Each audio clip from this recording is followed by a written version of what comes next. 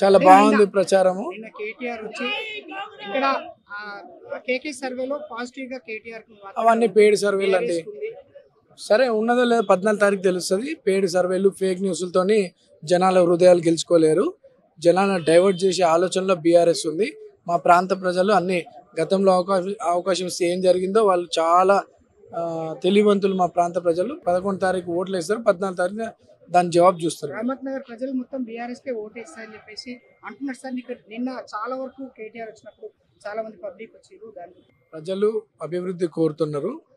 అభివృద్ధి జరగాలంటే అధిష్టాన కాంగ్రెస్ పార్టీ అధికారంలో ఉంది. తప్పకుండా జరిగినటువంటి డెవలప్మెంట్ సంక్షేమ పథకాలు అందరికి అందుతూ ఉన్నాయి. అవన్నీ కూడా చూసి ప్రజలు మేము క్యాంపెయిన్ పోయినప్పుడల్లా చెప్తా ఉన్నారు, కాంగ్రెస్కే ఓటేస్తారు. కాంగ్రెస్ గెలిస్తే ఇక్కడ ఉన్నటువంటి సమస్యలని సిస్టమాటిక్ ప్లాన్ తోని సమస్యలని శాశ్వత పరిష్కారం చేస్తామండి. చాలా బాగుంది ప్రచారము. నిన్న కేటీఆర్ వచ్చి ఇక్కడ కేకే సర్వేలో పాజిటివ్ గా కేటీఆర్ అవన్నీ పెయిడ్ సర్వేలు అండి. సరే ఉన్నదో లేదో 14 తారీఖు తెలుస్తుంది. పెయిడ్ సర్వేలు ఫేక్ న్యూస్లతోని జనాల హృదయాలు గెలుచుకోలేరు. జనాలను డైవర్ట్ చేసే ఆలోచనలో బీఆర్ఎస్ ఉంది.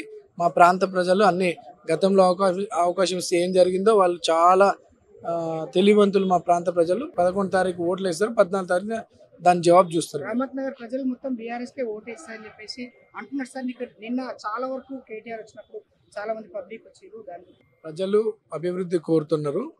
అభివృద్ధి జరగాలంటే అధిష్టాన కాంగ్రెస్ పార్టీ అధికారంలో ఉంది. తప్పకుండా జరిగినటువంటి డెవలప్మెంట్ సంక్షేమ పథకాలు అందరికి అందుతూ ఉన్నాయి. అవన్నీ కూడా చూసి ప్రజలు మేము క్యాంపెయిన్ పోయినప్పుడల్లా చెప్తా ఉన్నారు, కాంగ్రెస్కే ఓటేస్తారు. కాంగ్రెస్ గెలిస్తే